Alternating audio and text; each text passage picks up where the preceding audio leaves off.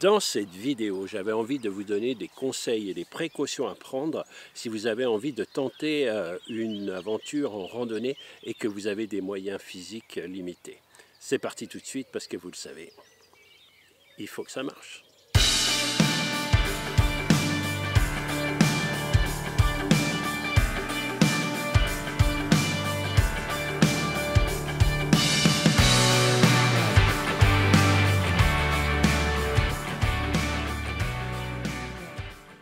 Bonjour, c'est Frédéric. Vous le savez, j'ai une cardiomyopathie hypertrophique, une maladie cardiaque, et depuis on m'a recommandé de faire de la marche.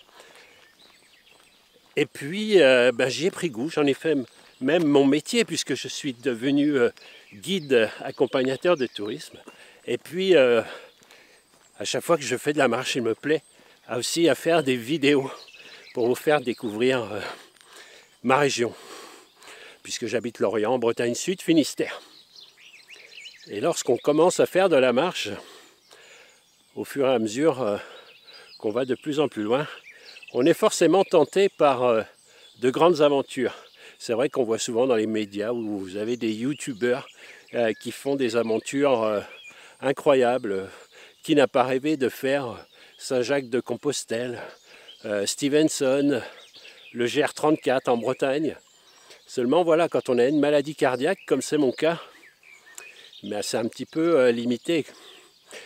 Et pourtant, il y a quelque temps, m'est venue une idée, un projet. J'avais envie de moi aussi tenter une aventure. Et l'aventure que j'ai choisie, c'était de longer les rives du Blavet, sur le chemin de Halage. Tout simplement parce qu'elle me semblait adaptée à mes conditions physiques.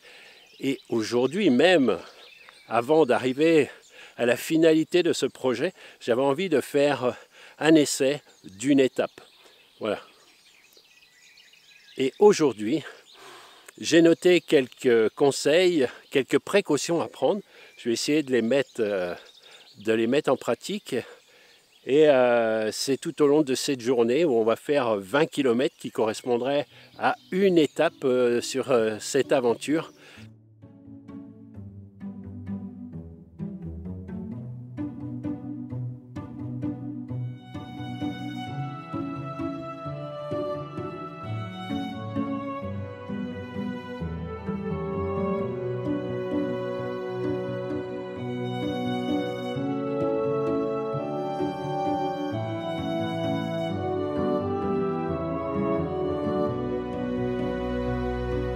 Le projet que j'envisage à moyen terme, c'est de faire Pontivy-Lorient en longeant le Blavet. Donc pourquoi j'ai choisi cette aventure? Tout simplement parce que c'est la plus simple possible. Marcher sur le chemin de halage, vous n'avez pas de dénivelé, c'est toujours plat et il y a beaucoup de fréquentation. D'autant plus que ça fait environ 60 km. En partant de Pontivy jusqu'à Lorient et en divisant en 3, ça nous fait des portions de 20 km avec des moyens de bivouaquer en camping ou dans des gîtes à ces distances respectives. Aujourd'hui, j'avais envie de faire au moins une étape, savoir tout simplement si 20 km c'est qu'est-ce que ça représentait sur le chemin de halage, si c'était facile, si je me sentais fatigué à la fin de cette journée. Et surtout, restez bien jusqu'à la fin de la vidéo, parce que je vous dirai demain comment je me sens. Parce que de toute façon, lorsqu'on tente cette aventure, ça serait sur 3 jours. Alors, faire 20 km sur le chemin de halage, c'est peut-être facile, mais recommencer le lendemain, à voir. Donc voilà, je me pose un certain nombre de questions sur cette aventure. Et puis le premier conseil que j'aurais à vous donner si vous avez envie de tenter une aventure, conseil numéro 1, toujours bien sûr demander un avis à votre médecin. Que vous ayez une maladie cardiaque ou une autre pathologie, savoir, votre médecin est le mieux placé pour vous dire si votre corps est capable de réaliser cette aventure. Alors bien sûr, aujourd'hui, il n'est nullement question de vous dire Moi, je l'ai fait, donc vous allez y arriver. Mais tout simplement de se rendre compte si il y a possibilité de le faire. Comme je vous le disais, savoir si à la fin de cette journée, on sera fatigué, si on sent qu'il vaut mieux oublier. Voilà. Un premier conseil, savoir si on en a les capacités physiques, notre ressenti et aussi celui de notre médecin.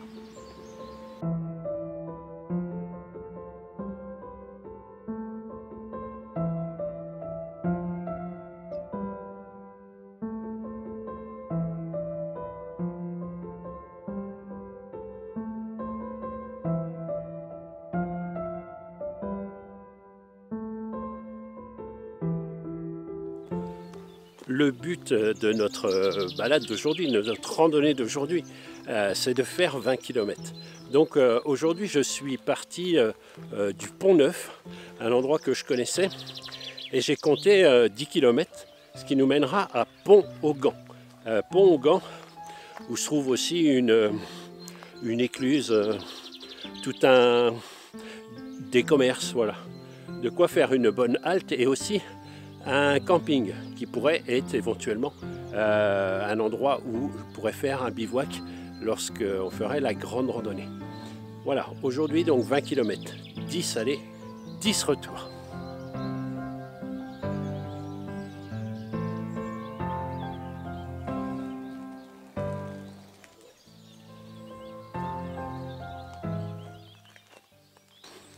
Une première constatation, hein, si on a peur d'être seul, d'être isolé lorsqu'on fait une aventure et qu'on a des difficultés physiques, bien sûr le drame c'est d'avoir un accident et puis de se retrouver tout seul. Et voilà, ici sur le chemin de halage, c'est une piste cyclable, hein. Il y a énormément de cyclistes. Et voilà, depuis une demi-heure que je suis parti, j'arrête pas de croiser des vélos. Donc voilà, un petit peu rassuré parce que s'il arrive quelque chose, voilà, on n'est pas isolé dans un coin. Le deuxième conseil que je pourrais vous donner, c'est de connaître ses limites. En effet, lorsqu'on a l'habitude de marcher un petit peu, on a déjà certaines aptitudes, mais connaît-on vraiment ses limites? Et donc c'est l'expérience d'aujourd'hui, voilà, faire 20 km pour voir si on peut arriver à les faire. Et connaître ses limites, ça ne veut pas dire aller à fond jusqu'à quand on peut voir lorsqu'il est temps de s'arrêter. Voilà. Le but, c'est de faire l'objectif qu'on s'est fixé en faisant des pauses. Bien sûr, tout le long du Blavet, il y a des bancs pour pouvoir faire quelques pauses, s'asseoir, des tables pour pouvoir manger un morceau. Et puis, c'est tellement calme qu'on apprécie vraiment. Et ça permet de souffler à certains instants, de s'arrêter et de profiter du moment.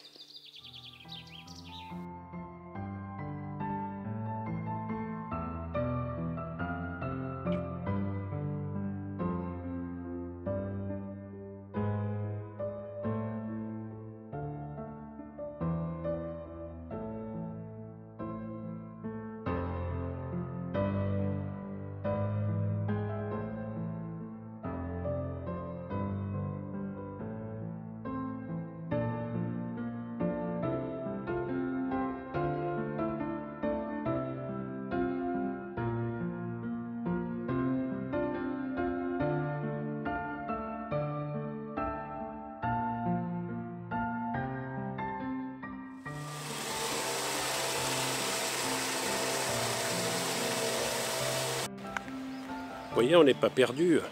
Je viens de passer une écluse hein, à Minazin, Minazen, je ne sais pas comment on dit. Voilà, il y a un café, ils préparaient certainement quelques sandwichs, quelque chose à manger. Je prendrai peut-être un café au retour, tiens.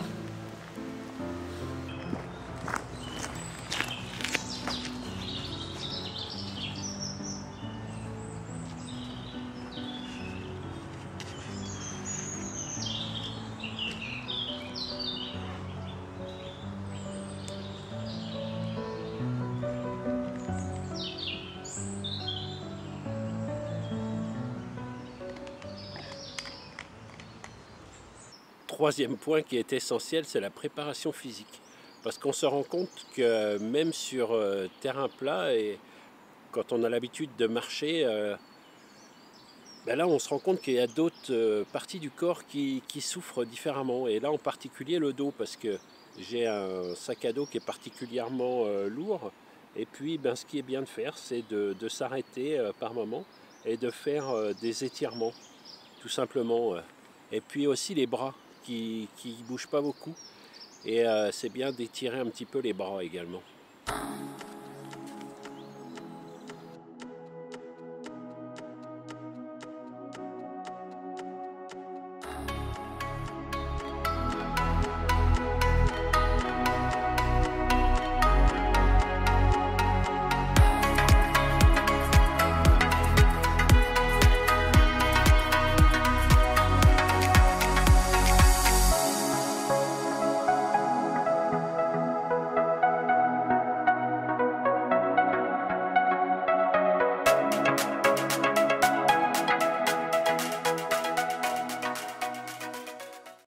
Alors j'aperçois dans mon champ de vision des maisons et quelques bateaux. En fait, voilà, je crois que nous arrivons à Pont-au-Gant, voilà, qui va être l'endroit où on va faire une pause, la pause de midi. Et puis, on a déjà fait presque quasiment la moitié quand on sera arrivé là-bas. Voilà. Bah écoutez, je me sens plutôt pas mal. Donc, ça se déroule parfaitement. Après, on va voir quand on aura mangé.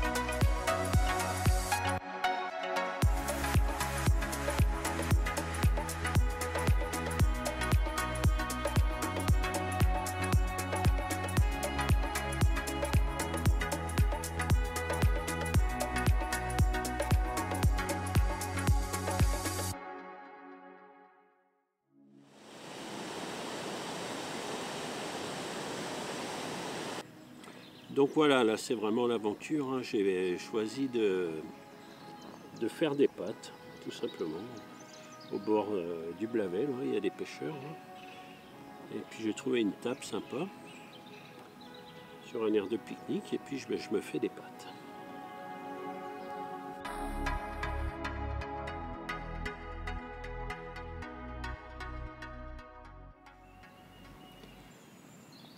Donc voilà, hein, là c'est vraiment l'aventure. Hein. Qu'est-ce que c'est l'aventure finalement?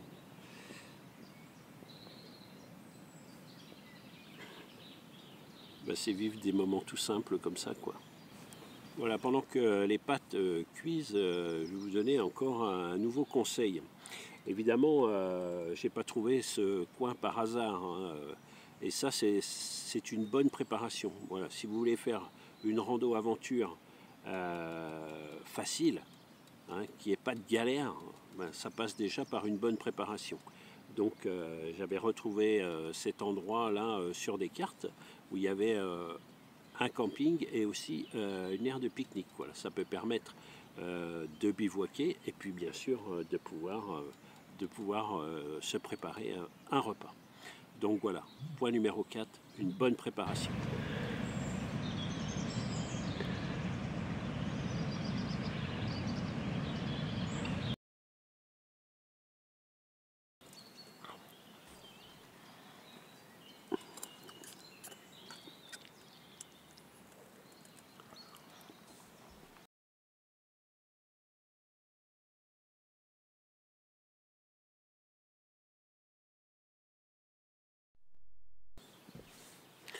Donc voilà, j'ai terminé de prendre mon repas. Ça nous permet de passer à un conseil supplémentaire. En fait, pensez à bien prendre la nourriture adaptée. Voilà. Pour avoir suffisamment de protéines, pour reprendre des forces, bien évidemment. Et puis surtout, moi, ce que j'avais pris beaucoup ce matin, ne sachant pas vraiment ce que j'allais trouver, c'était de l'eau. De l'eau en grande quantité. C'est pour ça que mon sac était particulièrement lourd. Après, j'avais de l'eau pour faire cuire mes pâtes et puis aussi de l'eau pour boire. Parce qu'on nous annonçait un temps un petit peu plus chaud que celui qu'on a pu avoir aujourd'hui. Donc voilà, ça c'est deux choses vraiment à bien maîtriser. La nourriture et l'eau. La nourriture, j'ai encore un petit peu de réserve hein, pour faire des pauses sur le retour. Là, on n'est qu'à la moitié de la journée, donc il va y avoir besoin de prendre encore des forces. Hein. Et puis, un autre conseil en ce qui concerne, bien sûr, les moyens de communication. Bien sûr, quand j'ai commencé cette randonnée ce matin, j'ai prévenu mes proches, hein, ma compagne bien sûr, pour lui dire je pars, ça y est, là je suis ici, j'arrive à cet endroit, je vais bientôt manger, voilà. Hein, bien tenir au courant ses proches, surtout lorsqu'on a un problème physique, hein, puisque c'est le but de cette rando, tous les conseils qu'il faut avoir pour entreprendre une aventure de la sorte. Et puis aussi prendre une batterie complémentaire. Parce que avoir des moyens de communication c'est bien, mais lorsqu'on n'a plus de batterie, on n'a pas toujours la possibilité peut-être de recharger, hein, bien sûr. Dans les campings, il y a des prises de courant, mais bon, peut-être l'achat d'un chargeur solaire peut être utile.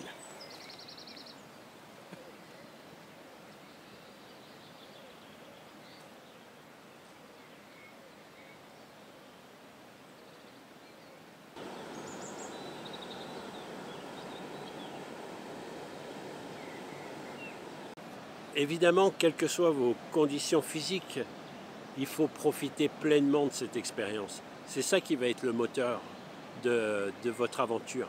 Bon, allez, je vois en haut là, et il y a une chapelle. Bon, aujourd'hui, je n'ai pas le temps de le faire, mais lorsqu'on est attentif au parcours qu'on fait et qu'on voit ce genre de petites visites à programmer hein, lors de cette aventure, même si elle est simple sur le halage, voilà, essayez peut-être de faire des petites incartades pour aller voir du patrimoine, des belles choses. Ça, c'est primordial, c'est le moteur de votre aventure.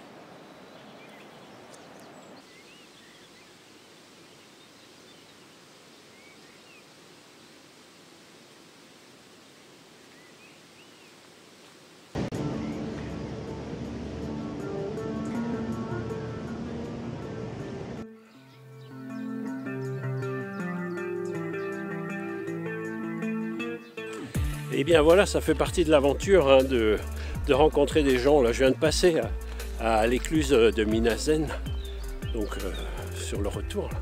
Et puis, il y avait deux gars qui étaient en train de manger. Ils avaient fait un barbecue. Il m'a dit, on a discuté un petit peu. Ils vivent dans un camping-car, un van là. Voilà, bon, il m'a dit, si tu repasses là, quand tu feras ta grande rando, on est là. Voilà, c'est ça l'aventure, on rencontre des gens. Si, j'aurais laissé une carte. S'ils regardent la vidéo dans quelques jours. Salut les gars, merci à vous.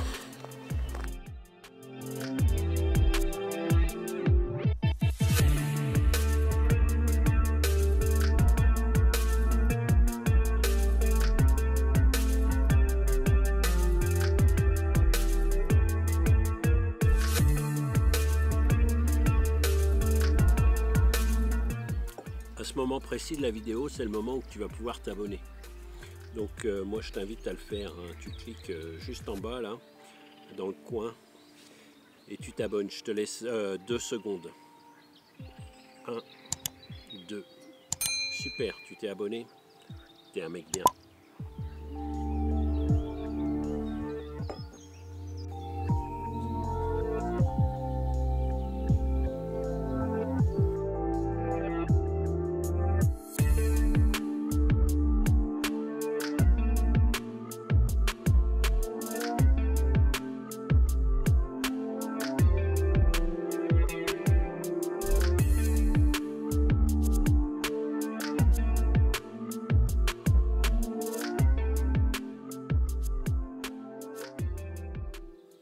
conseil numéro 8, c'est de faire attention aux signes d'avertissement.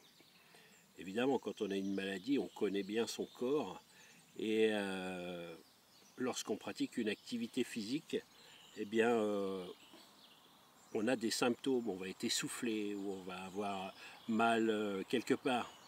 Et il est important justement d'anticiper, de savoir reconnaître ces signes d'avertissement pour éviter de forcer trop sur la machine tout simplement, et c'est là qu'apparaît la catastrophe.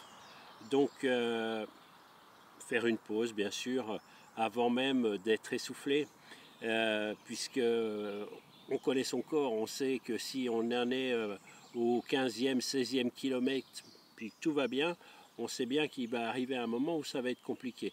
Donc il vaut mieux s'arrêter avant, faire une petite pause, et puis repartir tranquillement avant que n'arrivent les problèmes.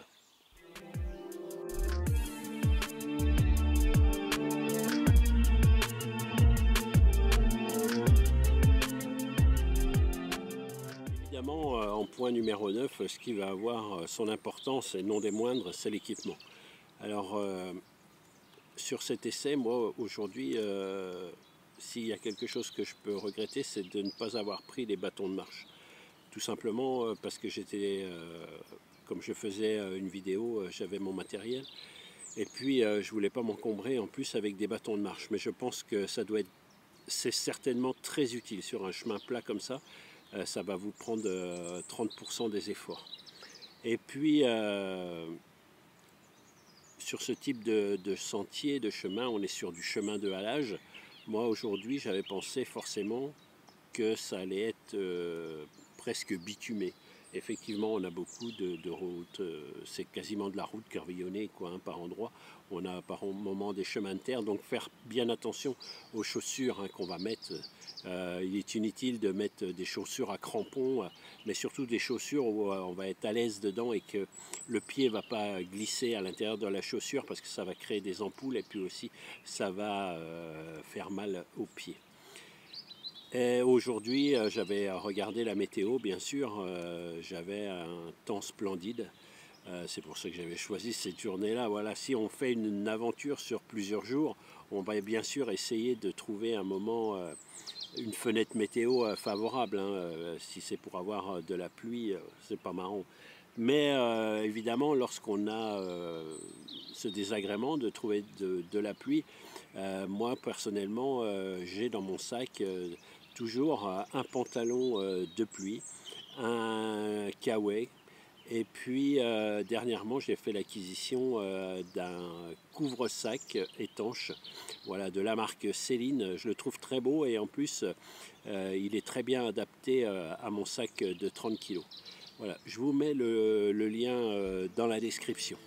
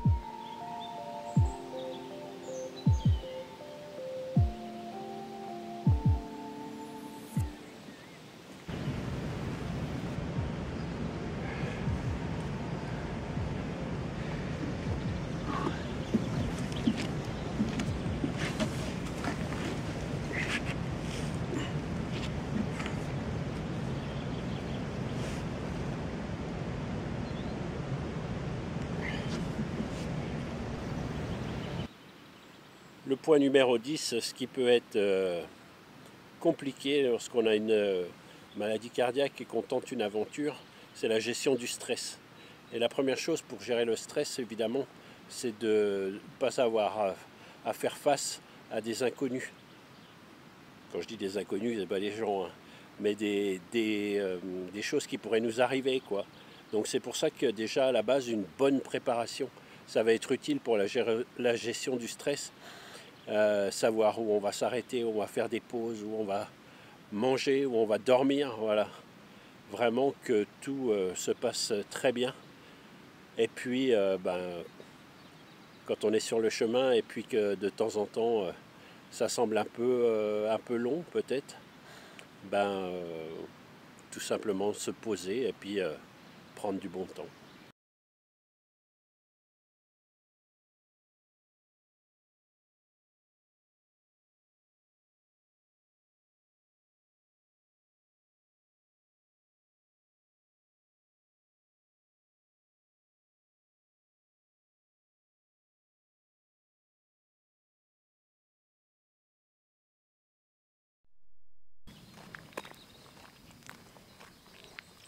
Et bien voilà, j'aperçois juste devant moi le Pont-Neuf, l'endroit où je suis parti ce matin.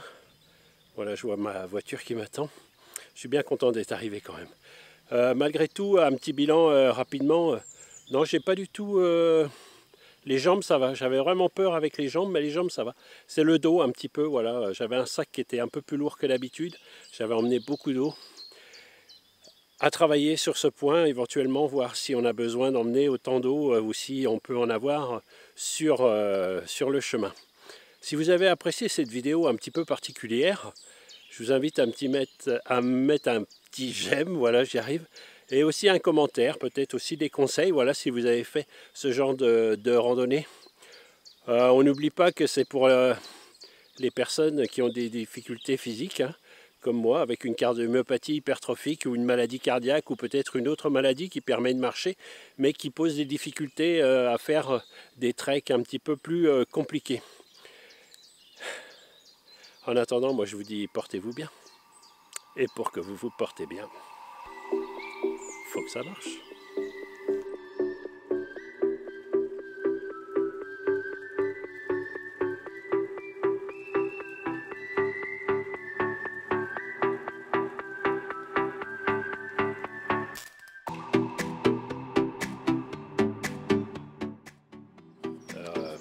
Non, je dis n'importe quoi, là, ça m'énerve.